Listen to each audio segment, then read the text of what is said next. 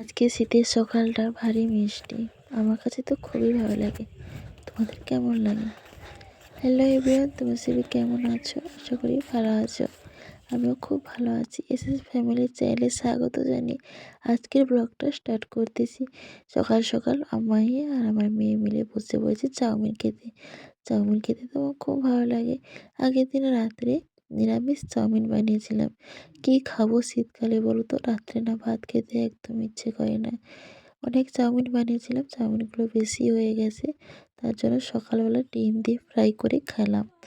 তারপরে ছাদে চলে এসেছি। এখন আমরা ইট বইতে 2 দিন পরে না বাড়িতে কাজ আরম্ভ হবে, তার জন্য ইট বইতে হচ্ছে। দেখো সবগুলো ইট আমি বইছি।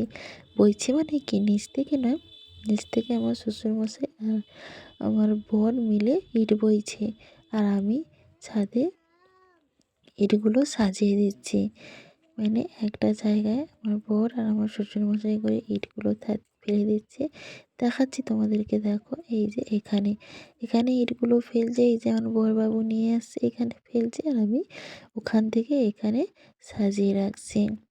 আর আজকে প্রচণ্ড ঠান্ডা, রোদ লাগলেও কি বলতো, আমি সোয়েটারটা এখনও খুলিনি।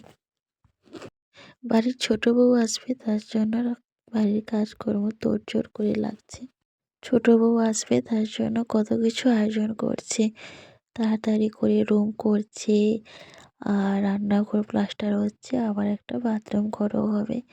তাতে হবে আমারও ভালো, তারও ভালো। বাট ছোটো বউ আসবে বলে একটু বেশি তাড়াহুড়ো করে করছে। কিন্তু আমি যখন বিয়ে হয়ে আসি না, আমি কিন্তু মাটির ঘরেই বিয়ে করে এসেছি।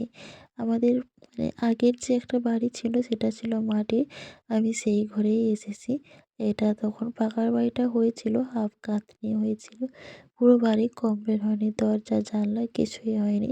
আমি আসার পরেই দরজা জানালা হয়েছে, আর অনুষ্ঠান করে ঘর প্রতিষ্ঠাও হয়েছে।